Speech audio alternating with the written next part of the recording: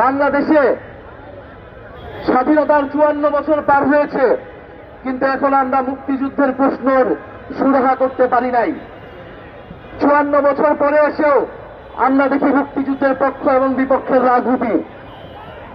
গণ অভ্যুত্থানের মধ্য দিয়ে আমরা ভেবেছিলাম এই মুক্তিযুদ্ধের পক্ষ এবং বিপক্ষের যে বিভাজনের রাজনীতি, সেই রাজনীতির সুরাহা হবে, সেই রাজনীতি বাংলাদেশ থেকে দূর হবে।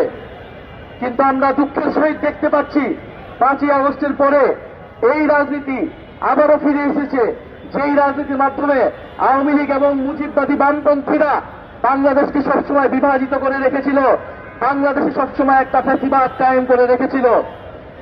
মুক্তিযুদ্ধ প্রশ্নে আমাদের অবস্থান এবং বক্তব্য খুবই পরিষ্কার। আমরা মনে করি মুক্তিযুদ্ধ বাংলাদেশ রাষ্ট্রের অন্যতম ভিত্তি। আমরা মনে করি 1947 এবং তার পূর্ববর্তী সময়ে বাংলাদেশের মানুষ আজাদির জন্য উপনিবেশবাদ বিরুদ্ধে যে লড়াই শুরু করেছিল, তার অন্যতম পরিণতি হচ্ছে 1971 সালের মহান স্বাধীনতা সংগ্রাম। কিন্তু এই স্বাধীনতা সংগ্রামের মধ্য দিয়ে আমরা স্বাধীন ভূখণ্ড পেয়েছিলাম, কিন্তু আমরা সার্বভৌমত্ব পুরোপুরি অর্জন করতে পারি নাই। বাংলাদেশে একটি দাবেদারী রাষ্ট্র, দাবেদারী সরকার বারবার কায়েম করার চেষ্টা করেছে আমাদের পার্শ্ববর্তী দেশ। ফলে আমাদের লড়াই কখনো শেষ হয়ে যায় নাই।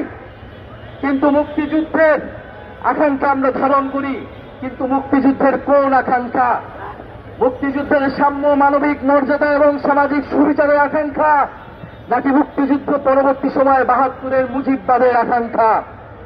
মুক্তিযুদ্ধের নামে যদি মুজিববাদের আকাঙ্ক্ষা, মুজিববাদের 4 নীতির আকাঙ্ক্ষা বাংলাদেশের উপর চাপিয়ে দেওয়া হয়, তা আমরা কঠোরভাবে প্রত্যাঘাত করব।